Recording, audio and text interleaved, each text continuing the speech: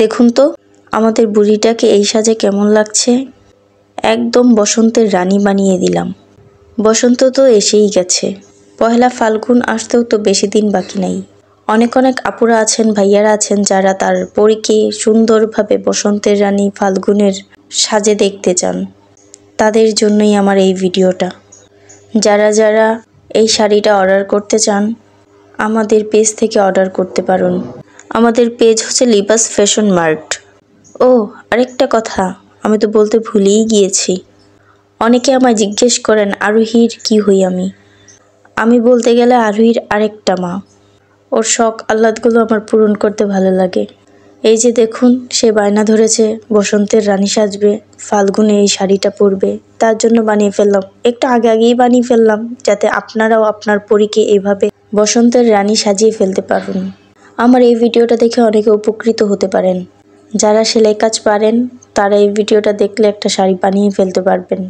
কাটার সময় আমি কিন্তু ভিডিওটা একটু কাট করিনি, ভিডিওটা একটু স্পিড বাড়িয়ে দিয়েছি যাতে সম্পূর্ণ ভিডিওটা আপনারা দেখতে পারুন আর বোরিং না লাগে।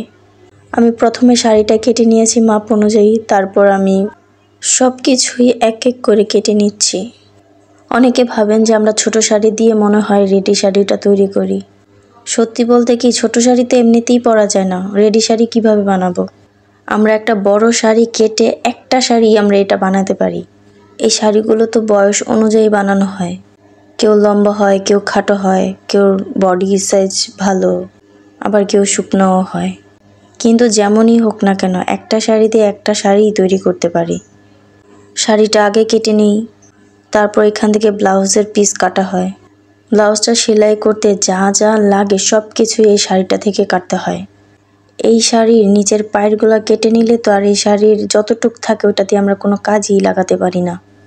আবার অনেকে মনে করেন এই শাড়ির দামটা তো কম, তাহলে রেডি শাড়ি বানিয়ে আমরা এত টাকা বিক্রি করি কেন। তাদের জন্যই বলছি, একটা শাড়ি দিয়ে আমরা একটা শাড়ি তৈরি করি এবং কি এর পেছনে আমাদের সময় লাগে প্রায় 2.5 ঘন্টা। আবার আস্তরের কাপড় আছে, পেটিকোটের কাপড় আছে, এগুলোরও খরচ আলাদা। সব কিছু মিলেই আমাদের এই বাজেটটা ধরা হয়। দেখতে সহজ মনে হয়, পড়তেও সহজ মনে হয়, কিন্তু এর পিছনে যে কত খাটনি যদি বুঝতেন তাহলে আর এই কথা কেউ বলতেন না।